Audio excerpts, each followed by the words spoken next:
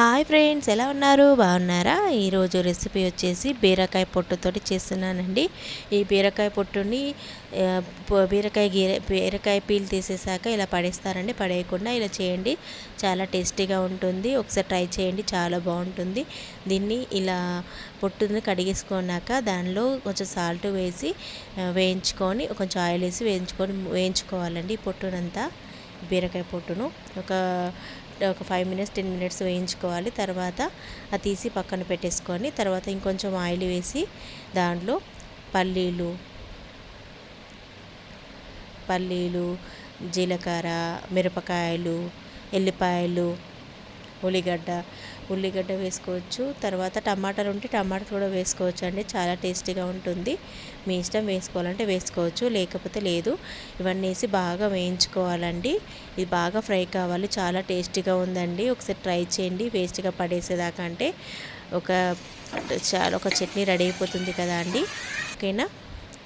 దీన్ని బాగా వేయించుకోవాలండి. ఇవన్నీ వేయగాక తర్వాత ఇవన్నిటిని మిక్స్ చేసుకోవాలండి. బీరకాయ పొట్టును ఈ ఉల్లిగడ్డలను వేయించిన ఉల్లిగడ్డ పేస్ట్ అంతా వేసి మొత్తం పేస్ట్ లాగా చేసేసుకోవాలి.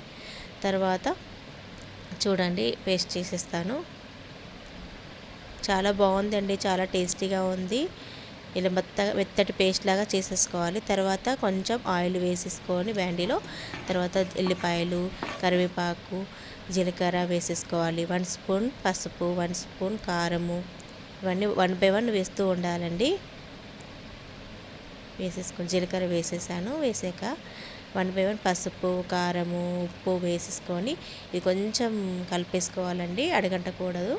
వేసేసుకున్న తర్వాత కలుపుకున్నాక దానిలో ఈ పేస్ట్ అంతా వేసేసుకొని మంచి కలిపేసుకోండి. అంతే అండి, చాలా టేస్టీ హెల్తీ ఫుడ్ రెడీ అయిందండి. చాలా టేస్టీగా ఉంది.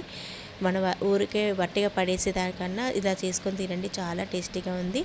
ఓకేనా? ఈ వీడియో కనుక నచ్చినట్లయితే లైక్ చేయండి, షేర్ చేయండి, సబ్స్క్రైబ్ చేసుకోరా. ఇలాంటి వీడియోస్ పెడుతూ ఉంటానండి. ఓకేనా? Bye, thank you.